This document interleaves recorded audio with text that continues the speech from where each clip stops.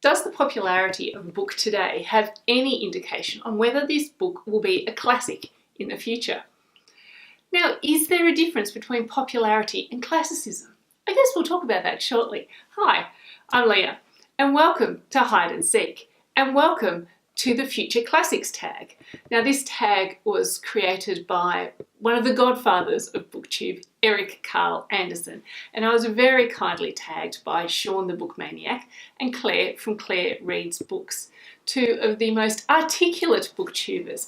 If you want to particularly check out their videos, Claire's video on Ta-Nehisi Coates' We Were 8 Years in Power is amazing, and you can pick just about anything of Shawn's and A, get a laugh, but B, most importantly, be educated and inspired.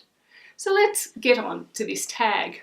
The first question is, let's read them and not waffle. Pick an established classic that will still be relevant in the future. Now, just digging in my shelves here, and there are many more besides. I'm going to pick, first of all, Roald Dahl. Not just Roald Dahl's short stories, of which I like many, but of course his world-famous children's stories as well. I feel as though his witty, naughty sense of humour translates across language barriers, across cultural barriers, across time and space, and I think these stories are anachronistic in the fact that they are just tales of delight with a little subversive edge that makes them a delight wherever you are, whatever your age, and whatever the time you are living in. So definitely Roald Dahl. The second, I think, John Steinbeck, East of Eden. Now, yes, this is the ugliest book cover in the world. I dare anyone to find a book cover uglier than this.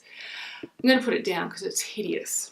I think the traditional Cain and Abel biblical story translates into a mid-century American tale, which translates into a 21st century tale as well. And I think that continual referencing of the past, yet using it as an allegory for the future, coupled with Steinbeck's flawless writing, will make a classic that will definitely stand the test of time.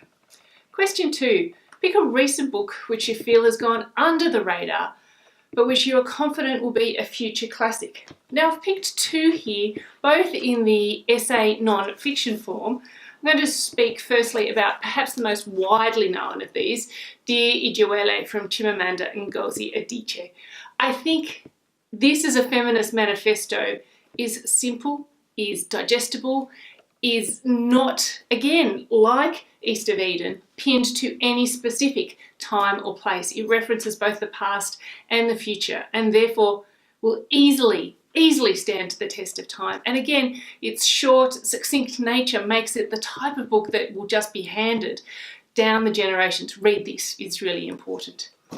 The second one, I'm staying closer to home, Stan Grant's Talking to My Country. I've spoken a number of times about some political ideas surfacing here in Australia with respect to reconciliation and recognition of the Australian Aborigines, and I think this would be the first mainstream Australian book that opened up that conversation and brought it to mainstream attention in a way that was inclusive, direct, forthright, yet still able to be understood by the masses. And I think this definitely will stand the test of time. Piles everywhere. Question 3. Pick a title that won one of your favourite book prizes recently, which you think will still be lauded in 50 years. Now, I've gone with 3 books here. 2 are legitimate and one's a bit of a stretch at the moment. Again, staying here in Australia, The Strays by Emily Bitto won the Stella Prize here in Australia for women writers, I think in 2015? 2016. 2015 it must have been. Oh, this is a fantastic historical fiction story set in Melbourne between the wars, and it is delightful, it's engaging, it's powerful, it evokes the time and place of Melbourne, yet in a very modern sense. I think it evokes the sensation of growth and birth of a modern city, and that can be translated to many times in the future where growth and cultural and societal change happen. And so therefore I think The Strays by Emily Bitto. I'm very pleased to be seeing this get a lot of publicity around the world at the moment, because as I said, it's been out here in Australia for a couple of years now and definitely deserves all the attention it can get, and in 50 years time I think it will still hold up. The second of these is The Song of Achilles, Madeline Miller, who won the Orange Prize for Fiction a few years back. I think, again, a story that transcends time by looking both past, yet still portraying a future sense as well. I think the unique portrayal of Achilles and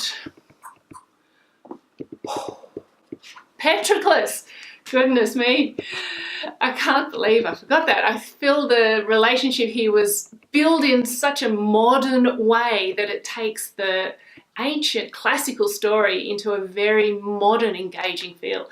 I felt that the language was delightful, and I'm very much looking forward to Madeline Miller's next book, which is coming out this year, I believe. And this is my half one on this, Terra Nullius, which I'm book pushing on everybody. At the moment, Claire.G.Coleman is long listed for the 2018 Stella Prize for Fiction. This was my favourite book I've read this year so far. It is brilliant and amazing, a speculative fiction by an Australian Aboriginal woman that everyone needs to read. So this will be a classic in 50 years' time. I don't doubt that. Question 4, pick a recent book that you haven't read, but on reputation alone you feel will be a future classic. Now again, I have two. I have so many books. I'm speaking very quickly. My Name is Leon by Kit the Waal.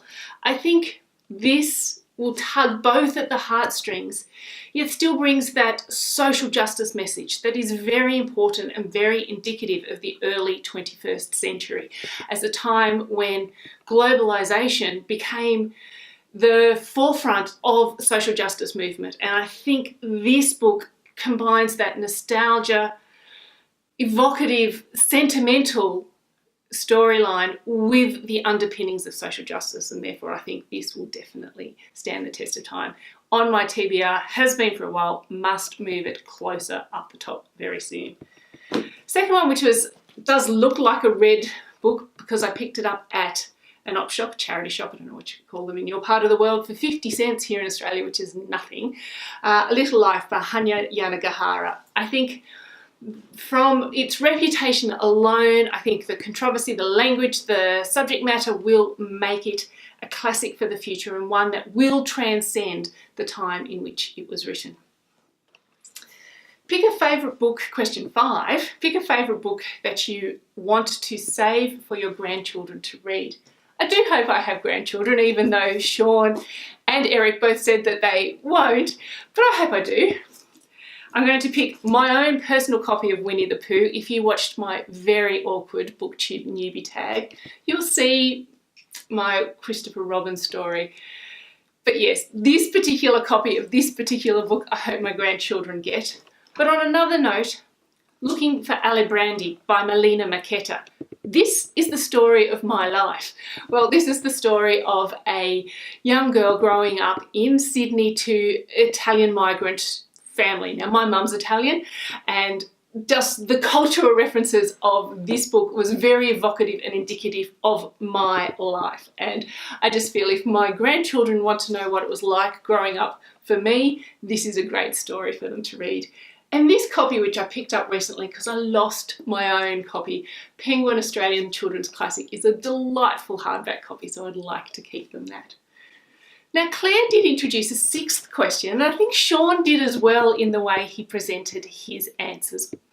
And that is the books that you think may not actually stand the test of time. And I have a few of those as well. Now, a couple of them, I'm going to talk about 2 books in particular. I'm going to talk The Crimson Petal and the White, a book I loved. I did. And I think it will be a very popular book for a very long time. Yet I feel as though it pretty much sits in the middle, neither reminiscent of evoking a past, which it does, or looking future forward in its style and its language. So I'm not sure The Crimson Petal and the White, and I may be struck down by the BookTube gods by saying that, but I liked it, I enjoyed it, but I think it will stick where it is now. Now, the one I wanted to discuss a bit more in detail is Bridget Jones's Diary. Now, Bridget Jones's Diary is 20 years old now.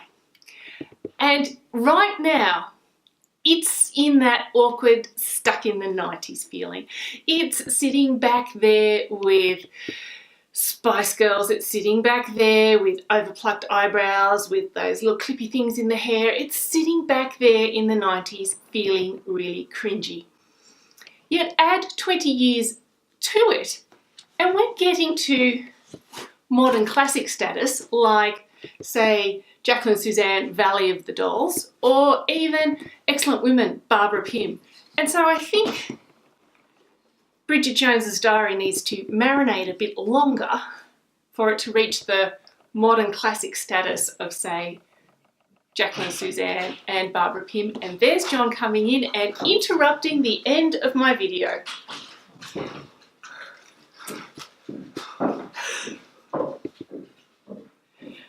There it ends. Thank you for watching and have a fabulous day.